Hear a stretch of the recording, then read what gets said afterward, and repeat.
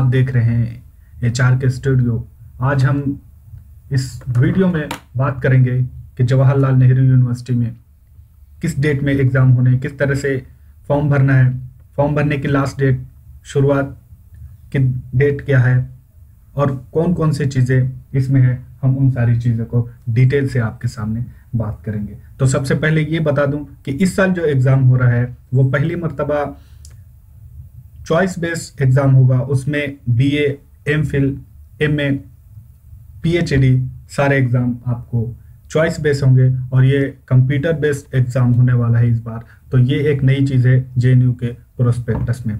आइए देखते हैं कि कब से डेट स्टार्ट हो रही है।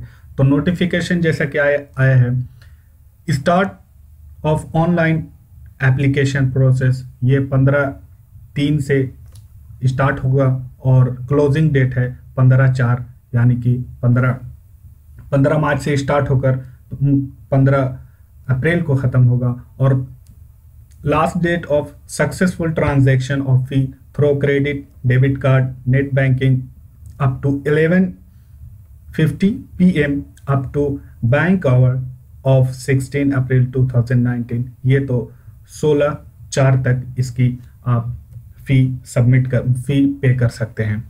Correction of particular application form on website only.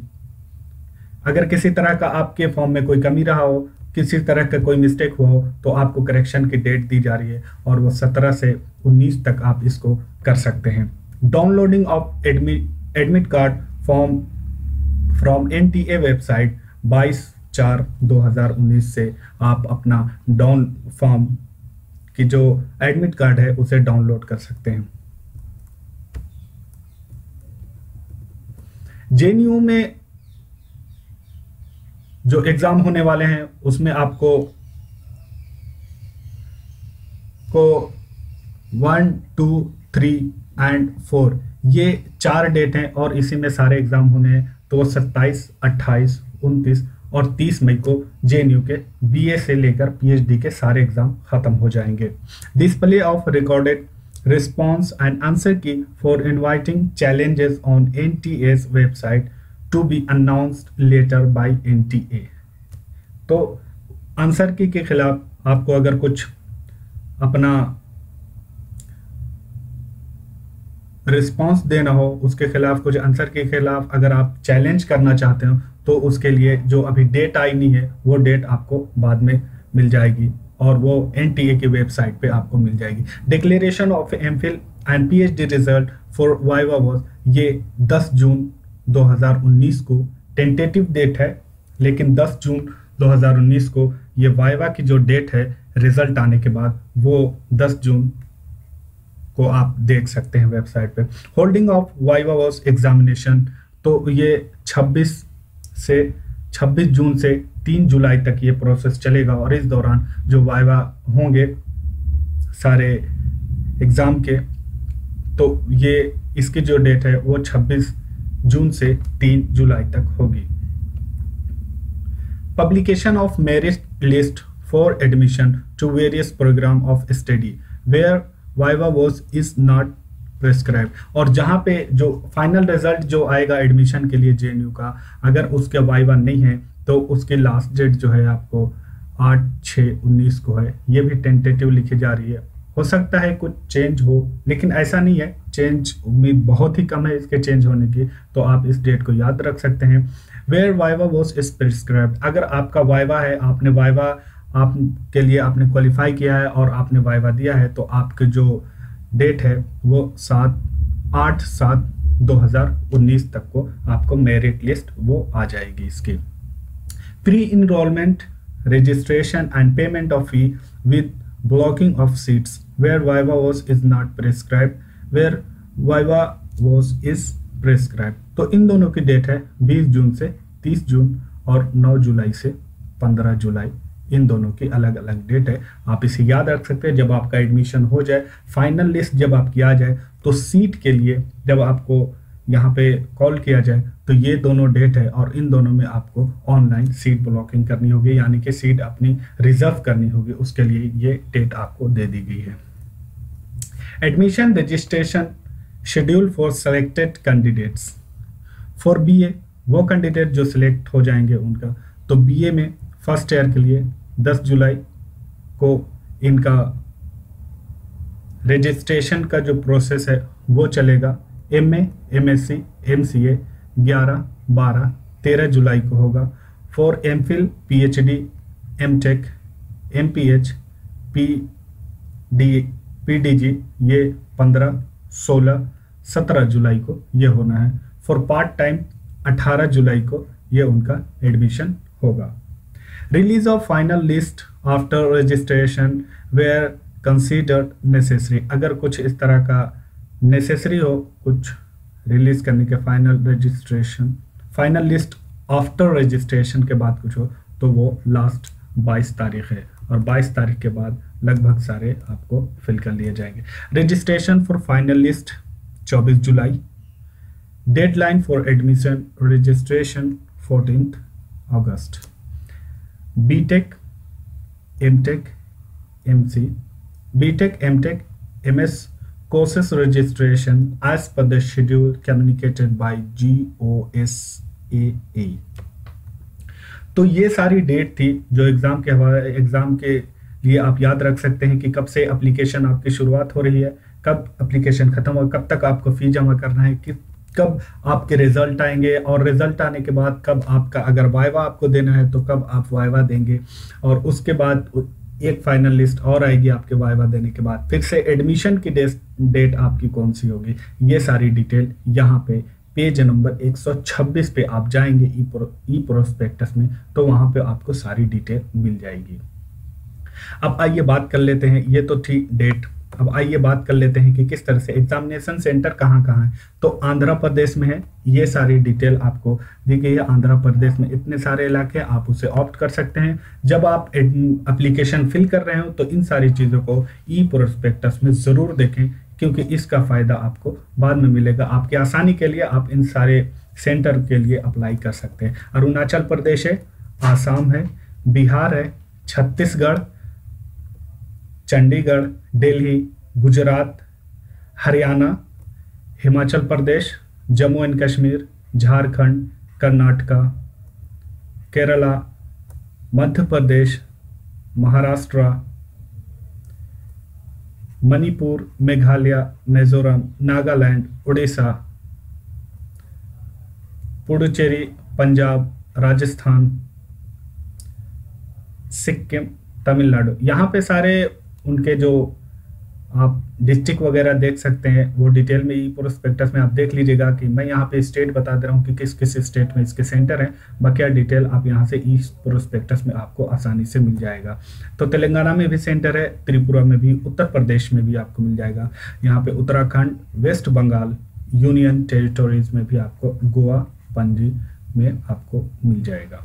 तो ये था आपको कहाँ कहाँ पे आप ऑप्ट कर सकते हैं। आप अपनी आसानी के लिए कोई सा भी सेंटर ऑप्ट कर सकते हैं, जहाँ आपको आसानी हो वो आप सेंटर ले सकते हैं। ये सारी डिटेल यहाँ पे इसकी दी हुई है। Date schedule for entrance examination.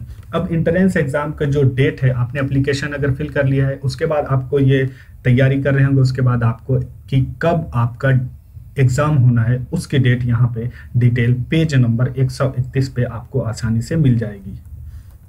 तो ये सारे देखिए, एमफिल की जो 31 तारीख को, 27 मई को जो एग्ज़ाम होगा 2019 को, वो 9:30 से 12:30 तक का ये एग्ज़ाम चलने वाला है लगभग। तो ये, और इस दौरान आपको पता है कि इसमें आपका choice based, computer based exam होगा, इस वजह से आपको इतना टाइम मिलेगा। इससे पहले ये रिटन एग्जाम हुआ करता था जैसे एमफिल और एमए का, लेकिन अब उसे भी चॉइस बेस्ड कर दिया गया है। तो आप ये डिटेल पेज नंबर 31 से और 31, 32, 33 पे आपको मिल जाएगा कि आप किस सब्जेक्ट से हैं और किस में ऑप्ट कर रहे हैं, आपको वहाँ पे मिल जाएगा कि आपकी डेट कौन सी है। तो आइए, ये 27 तारीख के ये सारे थे। अब यहाँ पे 27 मई को जो दूसरी शिफ्ट में होना है वो 2:30 PM से 5:30 तक आपको एग्ज़ाम होना है। ये दूसरी शिफ्ट है 27 तारीख की। उसमें आपको ये सारे कोर्सेज हैं, NEP, और इसकी जो ये कोड लिखा हुआ है, ये आप जब फॉर्म फिल कर रहे हो तो ध्यान दें, इन सारे कोड को आपको फिल करना होता है, उसी हिसाब से आपकी लैंग्वेज आप अपना सेलेक्ट कर पाते हैं। ये यहाँ पे फील्ड ऑफ स्टडी मतलब आपका कौन सा सब्जेक्ट है, ये उसका शॉर्ट फॉर्म है, और ये उसका कोड है। यहाँ पे डिप्लोमेसी वगैरह, north east Indian study, Portuguese, visual studies, Hindi, Urdu, Tamil, तो ये सारे हैं। उसका पीएचडी कोर्स का, ये पीएचडी का हिंदी, उर्दू, तमिल है, तो ये पीएचडी का है। ये 27 तारीख को हो गए 2:30 से 5:30 तक। तो ये सारे कोर्सेज 27 तारीख को दूसरी शिफ्ट में खत्म हो जाएंगे। इसके बाद 28 मई को 9:30 से 12:30 तक जो कोर्सेज हैं वो भी एमफिल के हैं। उसमें international trade and development, social system, Persian, Arabic, Chinese, Russian, French, German, Japanese, Spanish, Korean, ये एमफिल के ये सारे कोर्स हैं। International politics, theatre and performance studies, physical, तो ये सारी चीज़ें आप प्रोस्पेक्टस में देख सकते हैं। यहाँ पे आप चाहें तो वीडियो रोक कर देख सकते हैं, मैं इसे धीरे धीरे चला दे रहा हूँ ताकि आपको आसानी हो। ये सारे देखिए एमए, ये दूसरे दिन 28 मई को जो एग्ज़ाम होने वाले हैं फर्स्ट शिफ्ट में वो है, और सेकेंड शिफ्ट में 28 मई को जो आपके एग्ज़ाम होंगे वो 2:30 से 5:30 तक होंगे। इसमें एमफिल के कोर्सेज है चाइनीज़, जापानीज, पॉलिटिकल स्टडीज़, और इसके वाले linguistic, European studies, international trade and development, तो ये सारे कोर्सेज हैं, आप इसे आसानी से देख सकते हैं।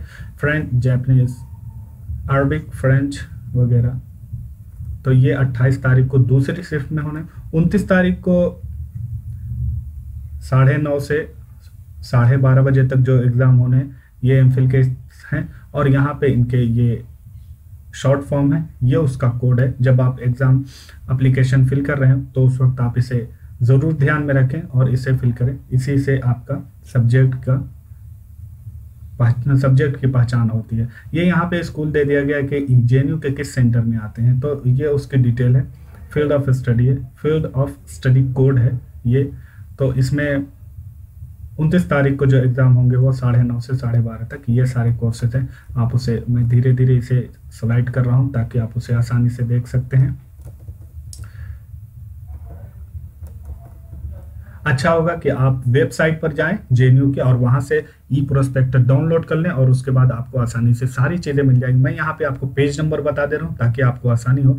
136 नंबर, पेज नंबर 136 पे 29 मई को जो होने वाले एग्जाम है वो सेकेंड शिफ्ट में 2:30 से 5:30 पे होंगे। ये भी एमफिल पीएचडी के south Asian studies, inner Asia, education studies, English के कोर्स वगैरह हैं यहाँ पे। ये सारे आप पेज नंबर 136 पे देख सकते हैं। पेज नंबर 137 पे आपको 30 मई को जो एग्ज़ाम होने वाले हैं 9:30 से 12:30 पे, तो ये सारे एमफिल और पीएचडी के कोर्सेज मिल जाएंगे आपको। ये आप देख सकते हैं प्रोस्पेक्टस में। 30 मई को जो दूसरी शिफ्ट होने वाली है 2:30 से 5:30, वो आपको यहाँ पे सारे कोर्सेज मिल जाएंगे। आप जिसमें आपने फॉर्म फिल किया है वो उस हिसाब से प्रिपेयर हो और अपने सेंटर पे उसी हिसाब से जाने की कोशिश करें ताकि आपको आसानी हो, क्योंकि बहुत इंतज़ार के बाद ये नोटिफिकेशन आया है और तो आप उसके लिए मेहनत कर रहे होंगे। तो इसे ध्यान में रखें और सेंटर पे उसी हिसाब से पहुँचें। 1 घंटे 1.5 घंटे पहले पहुँच जाए, आपको अच्छा रहेगा। Important point two the remember while applying, जो पॉइंट आपको फॉर्म फिल करते वक्त याद रखना है वो डिटेल पेज नंबर 139 पे आपको मिल जाएगा, वो आप आसानी से उसे। The intake for MPhil and PhD intake in the e prospectus is tentative and is subject to revision as per the UGC regulation issued from time to time. यानी कि ये जो टेंटेटिव है भी बता रहे हैं कि ये टेंटेटिव है, जो इंटेक है एमफिल और पीएचडी का वो यूजीसी रेगुलेशन के हिसाब से चेंज भी हो सकता है। Eligibility of the candidate who are due to appear in the qualifying examination, ये सारी डिटेल यहाँ पे दी हुई है, आप उसे अच्छे से पढ़ लें फॉर्म फिल करने से पहले। पेज नंबर 139 पे आपको आसानी से ये मिल जाएगा, आप इसे देख सकते हैं। यहाँ पे आपकी फी पेमेंट का आप किस तरह से करते हैं, नंबर ऑफ चॉइस आपको इसमें है कि एक ही फॉर्म में आप 3 चॉइस आसानी से कर सकते हैं। 3 चॉइस को आप एक ही फॉर्म में फिल कर सकते हैं। उसकी फी है, अगर एक चॉइस कर रहे हैं आप यहाँ पे जनरल कैटेगरी 1200, अगर 2 सब्जेक्ट में आप फिल कर रहे हैं 24, और अगर 3 सब्जेक्ट में आप अप्लाई करना चाह रहे हैं तो आपको 3,600 लगेंगे, यानी कि 3600 रुपये का आपका बिल बन जाएगा जनरल स्टूडेंट। अगर आप ओबीसी में हैं तो एक चॉइस में 900, दूसरे में 1800 और तीसरे में 2700। अगर आप SC ST PWD BPL transgender वगैरह हैं तो आपको एक फर्स्ट चॉइस में 600, दूसरे में 1200 और तीसरे में 1800 रुपये देने होंगे। अगर फॉरेन स्टूडेंट है तो आप यहाँ पे इसे देख लीजिए, $100 और 7200 रुपये एक चॉइस फर्स्ट चॉइस के लिए। अगर आपने 2 ऑप्ट किया है तो उसके लिए $200 यानी कि 14,400 रुपये, 14,400 इंडियन रुपीस। और अगर आपने 3 में अप्लाई कर रहे हैं तो $300 जो कि इंडियन रुपी होता है 21,600 रुपये। तो ये फी थी जो आप जब फॉर्म भर रहे हो इसी हिसाब से देख ले, आपको जिसमें आसानी हो उसमें आप फॉर्म भर सकते हैं आसानी से। ये सारे कोर्सेज की जो फी है ये PhD, MPhil, MTech, MPH, MA, MSc, MCA, PGDT, BA honours first year के लिए ये सारी फीस है। And all part time program, और तमाम जितने भी पार्ट टाइम प्रोग्राम है उसके लिए ये फी है। तो ये तो पेज नंबर 114 पे आप जब जाएंगे तो पेज नंबर 114 पे आपको पूरे जो ये इंटेक जो लिस्ट है वो दी गई है। JNU में किस कोर्स में कितने कैंडिडेट का एडमिशन होना है वो सारी लिस्ट आपको पेज नंबर 114 पे 114 पे आपको मिल जाएगी। वहां से आप देखिए कि किस तरह से आपके सब्जेक्ट में कितने एडमिशन होने हैं, और उससे आपको पता चलेगा कि एग्जाम कितना टफ या फिर कितना आसान होने वाला है आपके लिए, कितनी मेहनत करनी होगी आपको। तो ये सारी चीज़ें आपको यहाँ पे देखनी पड़ेगी, ताकि अब देखिए यहाँ पे ये 114 पे आपको ये सारा लिस्ट दी हुई है। आप ई प्रोस्पेक्टस में जाइए और अपने सब्जेक्ट के हिसाब से उसको डिटेल उसको देखिए कि किस तरह से यहाँ पे MPhil in United state studies में आपको 4 इंटेक है। यहाँ पे जनरल की है, ये SC के, ये ST, PWD, OBC and total आपको कितनी इंटेक है। तो जैसे इसकी आप बात करें MPhil in United state studies में, इसका ये सब्जेक्ट कोड है USSP ये कोड है। और ये जो टोटल आपको सीट आ रही है ये आपको 4 है, इसमें 2 जनरल की है, 1 SC की है, ST के लिए कोई भी सीट नहीं है, PWD की कोई सीट नहीं है, OBC की 1 सीट है। तो ये 4 सीट है टोटल। इसके अलावा जैसे हम बात करें कि MPhil इन कैनेडियन स्टडीज़ CANP ये इसका कोड है, इसमें टोटल 1 सीट है और वो सिर्फ और सिर्फ जनरल की है। तो इस तरह से एक पूरी लिस्ट दी हुई है, आप यहाँ पे जाइए और अपने कोर्स के हिसाब से देखिए कि कितना इंटेक है, कितना आपके सब्जेक्ट में कौन से कितनी सीट है। आपको अगर पता करना हो तो आप पता कर सकते हैं। ये MPhil की थी, और इसके नीचे आपको MA, BA, PhD सारे इंटेक यहाँ पे पेज नंबर 114 से आगे जब नीचे आप जाएंगे तो आपको वो सारा आपको मिल जाएगा। तो यहाँ पे जैसे देखिए कि 1, 3, 8, 15। अब जैसे आप इसका देखें कि MPhil इन हिंदी HNDP ये इसका कोड हो गया, MPhil इन उर्दू URDP ये सारे कोर्स है। इसमें 15 सीट है, ये है MPhil प्रोग्राम के लिए। MA के लिए अलग से आपको नीचे पेज में जाना होगा। BA और BA के लिए आपको अगर क्योंकि ये इंडियन लैंग्वेजेस हैं तो इनका BA यहाँ पे JNU में होता नहीं है, फॉरेन लैंग्वेज का ज़्यादा होता है। तो इस तरह से आप उसको देखिए। यहाँ पे जैसे 15 सीट है तो जनरल की 8 सीट है, इसके अलावा 2 सीट आपको SC की मिलेगी, ST की 1 सीट और 1 सीट यहाँ, और 4 सीट आपको ये PWD और वो आ रहा है। तो ये टोटल मिलाकर आपको 15 सीट हैं। इस तरह से आप अपना देख लीजिए कि आप किस में आ रहे हैं और आपको कितना फाइट करना, उसी हिसाब से तैयारी कीजिए ताकि आपको आसानी हो।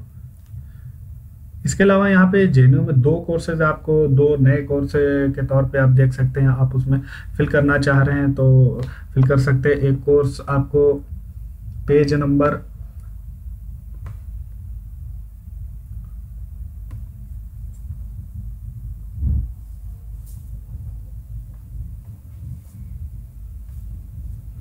61। ये 61 पे आप जब जाएंगे तो आपको एक नया कोर्स मिलेगा। आपको जेएनयू में Atal Bihari Vajpayee School of Management and Entrepreneurship, तो ये ABVSME, ये एक नया कोर्स जेएनयू में आया है, ये इस तरह का। तो आप इसमें अगर इंटरेस्टेड हैं तो आप इसके लिए अप्लाई कर सकते हैं। ये एक कोर्स है, इसकी डिटेल पेज नंबर 61 पे दी हुई है। 61 पे आप जाएं और उसको देख सकते हैं। ये master of business administration MBA 2 year का कोर्स है। ये eligibility criteria for admission in MBA program, तो MBA प्रोग्राम के लिए क्राइटेरिया ये यहाँ पे पूरे डिटेल में दी हुई है। आप इसे आसानी से देखिए, वीडियो रोक कर देखिए, या फिर अगर आप प्रोस्पेक्टस में जाना चाहते हैं प्रोस्पेक्टस में जाइए। ये देखिए आपको दिया हुआ है 2-3 पॉइंट में, आपको उसको डिटेल में पढ़िए और उसके बाद आप इसको आसानी से अप्लाई कर सकते हैं। तो ये MBA का कोर्स है, ये आप देख सकते हैं। और भारत के जो प्रधानमंत्री रहे थे अटल बिहारी वाजपेयी, उनके नाम पे ये कोर्स चलाया जा रहा है, अभी स्टार्ट किया है इस तरह का कोर्स। तो ये आप इसके लिए अच्छा मौका है, अगर आप करना चाहते हैं तो वो उसे कर ले। इसका जो क्राइटेरिया है, आपको टेस्ट बेस्ड है 2018 का, जब आपने, अगर आप उस टेस्ट के लिए गए थे CAT, टेस्ट रजिस्ट्रेशन नंबर वगैरह आपका, इसका CAT कॉमन एडमिशन टेस्ट 2018 में जो हेल्ड हुआ था बाई IIMS, अगर आपने इसके लिए दिया था और उस, तो वो आप सारी चीज़ें यहाँ पे डिटेल के तौर पे दीजिए उसको, और उसका जो नंबर है जो आपने अपेयर हुए हैं उस एग्ज़ाम में, तो वो सारी डिटेल लेने के बाद यहाँ पे उसकी स्क्रूटनी होगी और उसी बेस पे आपका एडमिशन इस कोर्स में होगा, क्योंकि नया कोर्स आ रहा है। तो इस तरह से अगर आपने ये CAT कॉमन एडमिशन टेस्ट के लिए आप इसके लिए आपने अप्लाई किया था और इसमें आप अपीयर हुए थे, तो वो उसकी सारी डिटेल आप दीजिए यहाँ पे, और ये सारे, तो आपका एडमिशन उसमें अगर आप एलिजिबल हैं तो हो जाएगा। ये सारी डिटेल है, आप उसको पेज नंबर 61 पे प्रोस्पेक्टस में डाउनलोड करके आसानी से देखिए, आप उसको इसका फ़ायदा मिल जाएगा। ये एक नया कोर्स था जो जेएनयू। इसके अलावा आपको special centre for study of north east India, इसके लिए यहाँ पे एक कोर्स है, पेज नंबर 61 पे ही, ये 61 पे मिल जाएगा आसानी से। इसके अलावा आपको बहुत सारी ये डिटेल है, तो आप अभी एडमिशन के लिए इतनी ही चीज़ें आपके लिए बहुत ज़रूरी है, इन सारी चीज़ों को जानिए, उसके बाद एप्लीकेशन फिल कीजिए। उसके बाद आपको अगर एडमिशन आपका जब पेपर अच्छा जाए, जो कि डेट मैंने बता दिया कि किस किस डेट में होना है, और ये मई में होगा, लगभग 30 मई तक ये एग्ज़ाम चलेगा। और उसके बाद आप जो डेट दी है, कब आपका रिजल्ट आना है, कब आपको वाइवा में आना है, और कब आप उसके बाद फाइनल रजिस्ट्रेशन के लिए आपको कॉल की जाएगी। तो उस हिसाब से आप देख लीजिए, प्रोस्पेक्टस पढ़िए और उसी हिसाब से अपना फॉर्म भरिए। सिलेबस, क्योंकि अभी एग्ज़ाम का पैटर्न चेंज हुआ है, हमारा चॉइस बेस हो गया है, तो उस वजह से सिलेबस में कुछ चेंज हुआ है नहीं हुआ है, वो सारी चीज़ों को आप डिटेल में देखिए। यहाँ पे देखिए syllabus for JNU entrance examination, ये आपको पेज नंबर 141 पे मिल जाएगा।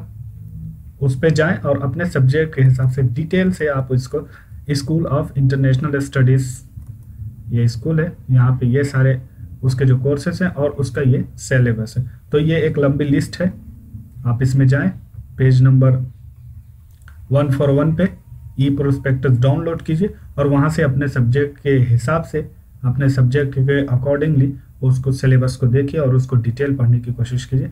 यहाँ पे ये 142 से स्टार्ट होकर पूरी तरह से,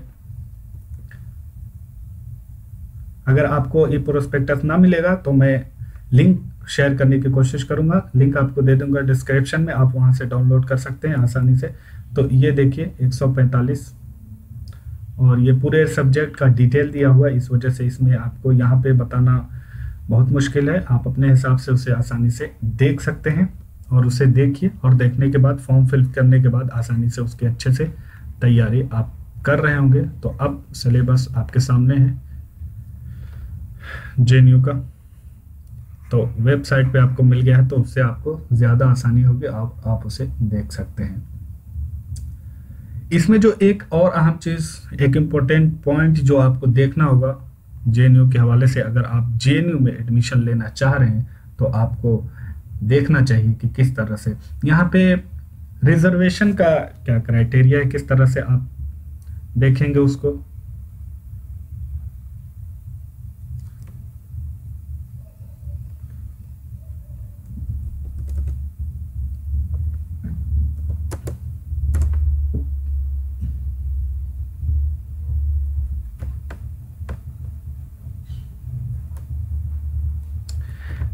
यहाँ पे देखिए reservation of seat for SC ST OBC PWD candidates, page number 70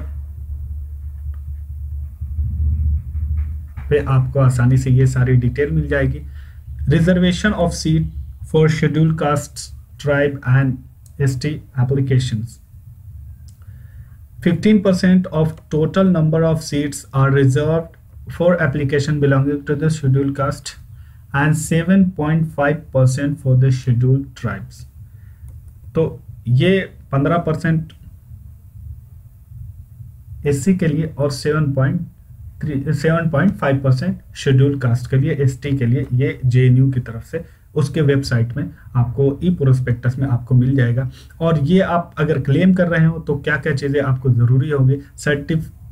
the caste certificate should clearly stated name, caste, tribal of candidate, whether applicant belong to SC ST, ये क्लियरली वहाँ पे रिटर्न होना चाहिए। इसके अलावा तीसरे नंबर पे जो है district, the state, the union territory of the applicant, usual place of residence, और साथ में ये चाहिए कि appropriate government of India schedule under which the candidate's caste tribe is approved as SC ST।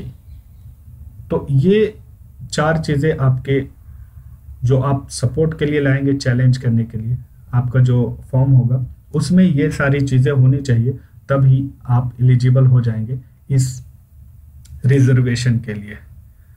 यहाँ पे देखिए, if the applicant don't have the SC ST caste tribe certificate at the time the final registration after selection, the applicant may upload the acknowledgement slip of SC ST caste tribe certificate application. However, at the time of admission, the applicant will have to produce the valid SC ST caste and tribe certificate. If an SC ST applicant seeks admission under reserved category, the applicant should satisfy the minimum eligibility requirement for the category.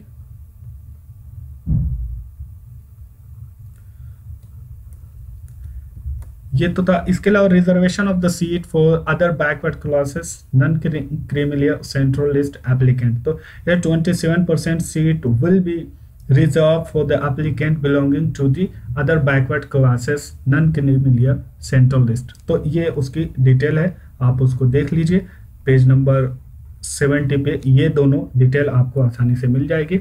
इसके अलावा जो reservation JNU में मिलता है, the following are employed issued, इसके अलावा reservation of the seat for reserve with disabilities, PWD के लिए जो रिजर्वेशन है वो है एज पर द 40% डिसेबिलिटी होनी चाहिए, ये eligible criteria as the provision of the right of person with disabilities Act 2016, not less than 5% seat are reserved in the admission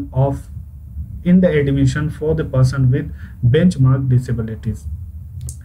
Only PWD के लिए 5% सीट अवेलेबल है reservation के तौर पे, 5% seat admission के लिए रिजर्वेबल। और जो क्राइटेरिया है वो है where the person with the benchmark disability means a person with not less than 40% of the specified disability, where specified disability has not been defined in measurable term and includes a person with disability as certified by the certifying authority। तो ये reservation 5% मिल जाएगा। और following ये criteria आप उसे आसानी से देखिए पेज नंबर 71 पे। इसके अलावा जो रिजर्वेशन के तौर पे आप अप्लाई कर सकते हैं अगर आप बिलोंग करते हैं, तो ये डिटेल है, आप उसको आराम से देख लीजिएगा। Reservation for economically weaker section के लिए भी यहाँ पे पूरी डिटेल है, पेज नंबर 73 पे उसका डिटेल है, आप उसे आराम से देख सकते हैं।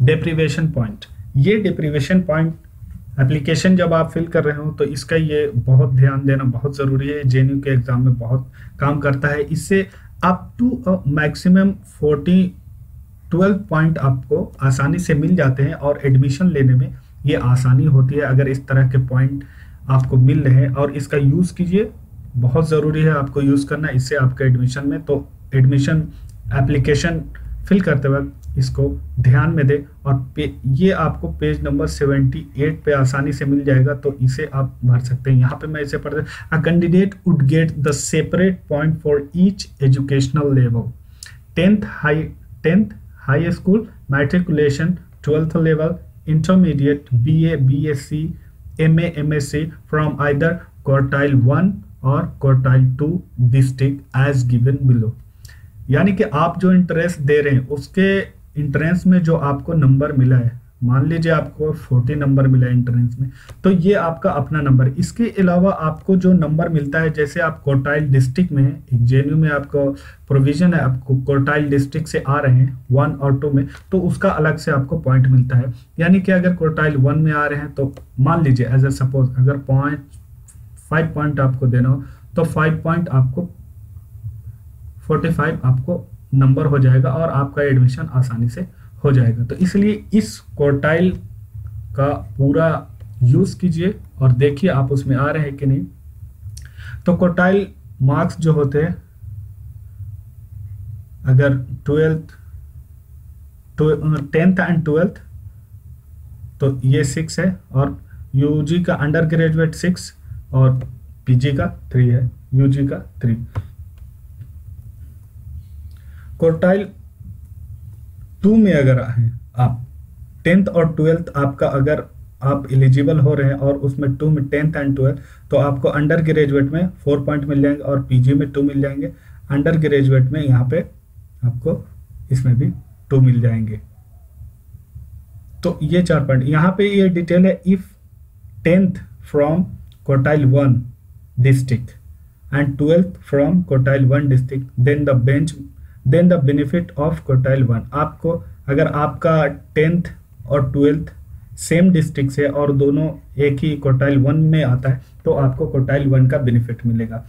अगर आपने 10th और 12th, 10th अगर आपने क्वार्टाइल 1 से किया है और 12th क्वार्टाइल 2 से है तो आपको क्वार्टाइल 1 का ही बेनिफिट मिलेगा। यहाँ पे इसमें तीसरा जो प्रोविजन है, 10th फ्रॉम क्वार्टाइल 2 और 12th फ्रॉम क्वार्टाइल 1, फिर भी आपको क्वार्टाइल 1 का ही बेनिफिट यहाँ पे मिलेगा।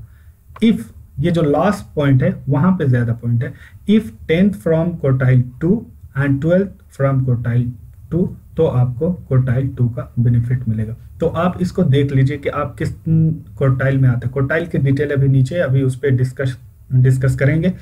तो ये आपको क्वार्टाइल के जो पॉइंट हैं, अंडर ग्रेजुएट में आपको क्वार्टाइल,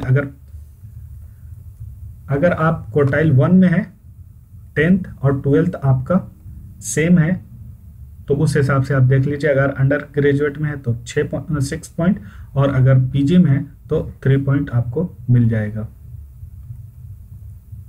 और अगर यूजी और पीजी का कोई पॉइंट नहीं है यहाँ पे, और अंडर ग्रेजुएट में यहाँ पे कोई पॉइंट नहीं है, ये सिर्फ 6 पॉइंट आपको मिल जाएगा 12th का। 10th और 12th के बेस पे ही मिलता है। और अगर पीजी है, आपका पोस्ट ग्रेजुएट है, तो 3 पॉइंट मिलेगा। अगर पोस्ट ग्रेजुएट आप अप्लाई करें पोस्ट ग्रेजुएशन के लिए एडमिशन में और आपने 10th और 12th क्वार्टाइल से किया है तो आपको मिल जाएगा। अंडर ग्रेजुएट का जो ये है, आपने अंडर ग्रेजुएट अगर किया है और आप पीजी के लिए अप्लाई कर रहे हैं, अंडर ग्रेजुएट आपने किया है, तो अंडर ग्रेजुएट का पॉइंट आपको क्वार्टाइल 1 में मिल जाएगा। 3 पॉइंट वो आपको आसानी से मिल जाएगा। और टोटल जो पॉइंट है वो 12 पॉइंट मैक्सिमम, इससे ज़्यादा आपको पॉइंट क्वार्टाइल 1 और क्वार्टाइल 2 का अगर आपको बेनिफिट मिल रहा है तो उससे ज़्यादा इसका पॉइंट आपको नहीं मिल सकता है। तो आइए देखते हैं। और ये जो क्वार्टाइल पॉइंट जो देते हैं वो किस हिसाब से, percentage female literacy, percent female literacy के हिसाब से उस डिस्ट्रिक्ट और उस के जो कोटाइल में जो डिस्ट्रिक्ट आ रहा है उसके जो percent female literacy, percent agricultural worker, percent rural population and percentage of household having no latrine with the premises. तो ये सारे क्राइटेरिया हैं। अगर इस क्राइटेरिया में आप आ रहे हैं तो आपको इसका बेनिफिट मिल जाएगा, आप इसके लिए अप्लाई कर सकते हैं। अगर आप इसमें नहीं आ रहे तो आप इसे अप्लाई मत कीजिए। आइए देखते हैं यहाँ पे थोड़ी डिटेल में। इसके अलावा एक तो ये पॉइंट था, दूसरा ये था कि all Kashmiri migrant are eligible for grant of 5 deprivation points on production of registration document from the notified authorities certifying their Kashmiri migrant status। अगर आप कश्मीरी माइग्रेंट है तो 5 पॉइंट आपको डेप्रीवेशन के तौर पे आसानी से मिल जाएगा। इसके अलावा all female transgender candidates are eligible for deprivation point as per detail given below. यानी कि फीमेल एंड ट्रांसजेंडर उनको भी अलग से, एक तो क्वार्टाइल में क्वार्टाइल 1 +2 का बेनिफिट मिलेगा अगर आप आ रहे हैं। इसके अलावा अगर कोई कश्मीरी है तो उसे +5 पॉइंट, कश्मीरी माइग्रेंट है तो +5 पॉइंट और मिलेगा, और उस पे भी अगर वो फीमेल है और ट्रांसजेंडर है तो उस पे भी पॉइंट उसको मिलेगा। तो ये सारे पॉइंट मिला के अगर 12th पॉइंट तक आपको मिल सकते हैं, उससे ज़्यादा नहीं मिलेगा। 12 पॉइंट बहुत बड़ी चीज़ होती है एग्जाम में। अगर इस क्राइटेरिया में कोई आ रहा है तो यानी कि इस तरह से एडमिशन लेना बहुत ही आसान हो जाएगा। तो फीमेल और ट्रांसजेंडर का ये डिटेल दिया हुआ है, SC ST OBC और इस तरह डेप्रीवेशन पॉइंट वगैरह अदर कैंडिडेट्स, और उसके अलावा अंडर आइदर क्वार्टाइल 1 क्वार्टाइल 2, तो ये सारा आप देख लीजिएगा। This benefit of deprivation point will be given only to UG and PG level courses other than BTech, MBA, MPhil, PhD। तो ये सारे कोर्सेज में आपको ये पॉइंट डेप्रीवेशन पॉइंट नहीं मिलेगा, सिर्फ PG, UG और PG में ये पॉइंट मिलेगा। ये पूरी तरह से आपको नोट के तौर पे लिखा हुआ है प्रोस्पेक्टस में, पेज नंबर 78 पे आप जाएंगे, ये सारी डिटेल मिल जाएगी। अगर आप हमसे सेटिस्फाइड नहीं हैं तो आप प्रोस्पेक्टस में जाइए और उसको अच्छे से देखिए, उसके बाद फॉर्म फिल कीजिएगा। अब उसमें देखिए कि डिस्ट्रिक्ट कौन कौन से आते हैं। Detail of the state list of the various district of quartile 1 and 2 drawn by the university as per. तो इनमें से देखिए आंध्र प्रदेश में क्वार्टाइल 1 में आपको इतने सारे आते हैं, ये इसके कोड हैं। आप जब क्वार्टाइल 1 का अगर फॉर्म फिल कर रहे हैं क्वार्टाइल 1 में तो आप कोड के तौर पे उसे वहाँ पे फिल करेंगे। क्वार्टाइल 2 में इतने सारे आते हैं, ये क्वार्टाइल 2 है। आंध्र प्रदेश, अरुणाचल प्रदेश में क्वार्टाइल 1 में कोई नहीं है, क्वार्टाइल 2 में है। आसाम में क्वार्टाइल 1 में भी कोई नहीं है, क्वार्टाइल 2 में आपको मिल जाएंगे। बिहार में क्वार्टाइल 1 में बहुत ज़्यादा है, क्वार्टाइल 2 में सिर्फ ये आपको 4 मिल जाएंगे। भोजपुर, रोहतास, बेगूसराय और भागलपुर ये क्वार्टाइल 2 में आते हैं बिहार स्टेट में। और इसके अलावा बिहार में क्वार्टाइल 1 में मधेपुरा, अररिया, सुपौल, पूर्णिया, बांका ये सारे डिस्ट्रिक्ट आते हैं। आप इसे देख लीजिए, ये सारे उनके कोड हैं। जब अगर आप इस एरिया से हैं और आपने 12th और 10th एंड 12th किया है तो आप इसका पूरा लाभ उठाइए, पूरा फ़ायदा उठाइए और उसको आप अच्छे से फिल कीजिएगा। अगर आप इससे नहीं बिलोंग करते हैं और आपने फॉर्म फिल किया है तो आपका एडमिशन हो जाएगा, लेकिन बाद में जब स्क्रूटनी होती है तो एडमिशन के वक्त ही आपका वो जो लिस्ट में नाम आता है वो वहाँ से ख़त्म हो जाएगा और आप एडमिशन नहीं ले पाएंगे। इसके अलावा छत्तीसगढ़ में है, तो छत्तीसगढ़ में ये सारे क्वार्टाइल 1 में आते हैं, ये क्वार्टाइल 2 में। आप इसे देख लीजिए रोक कर आराम से। गुजरात में ये सारे क्वार्टाइल 1 में, क्वार्टाइल 2 में। हरियाणा में मेवात जो है क्वार्टाइल 1 में सिर्फ एक ही डिस्ट्रिक्ट है, क्वार्टाइल 1 में आता है और बस। हिमाचल प्रदेश में 2 डिस्ट्रिक्ट हैं, चंबा, कुल्लू, ये आपको क्वार्टाइल 2 में आते हैं। जम्मू एंड कश्मीर में ये 3 है क्वार्टाइल 1 में और ये सारे क्वार्टाइल 2 में आते हैं। झारखंड में क्वार्टाइल 1 और क्वार्टाइल 2 की लिस्ट लंबी है। इसके अलावा कर्नाटका में 2 क्वार्टाइल 1 में आते हैं, बाकी क्वार्टाइल 2 में। आप इसे आसानी से रोक कर देख सकते हैं।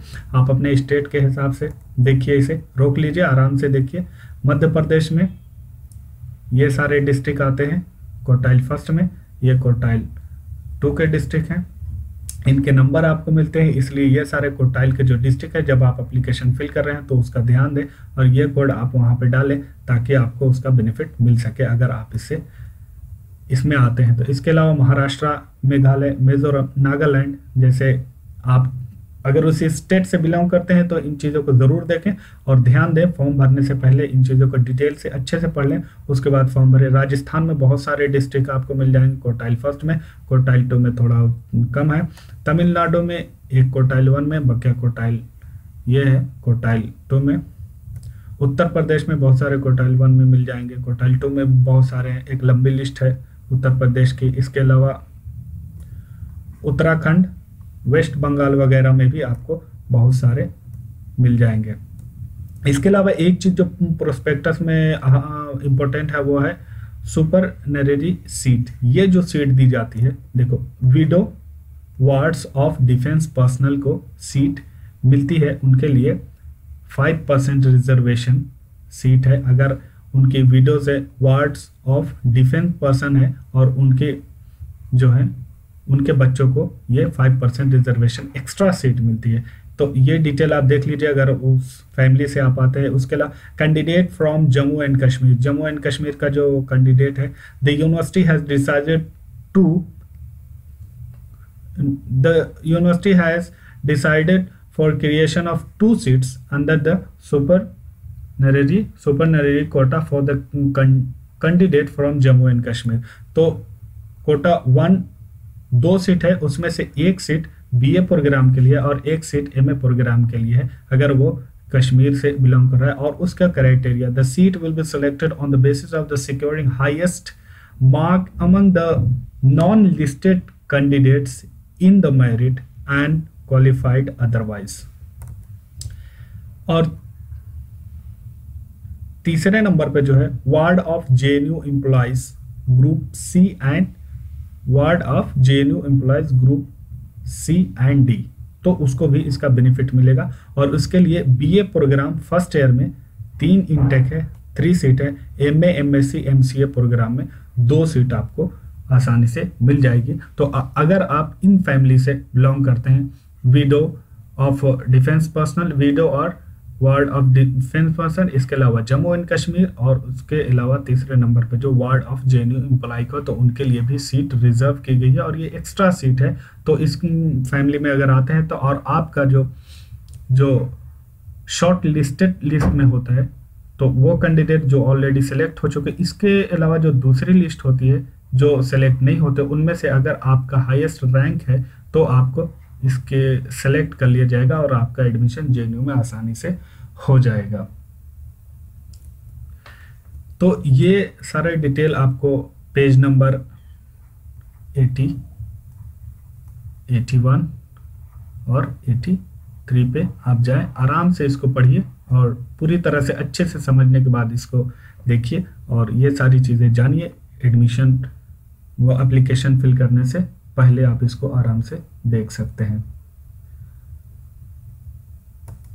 Page number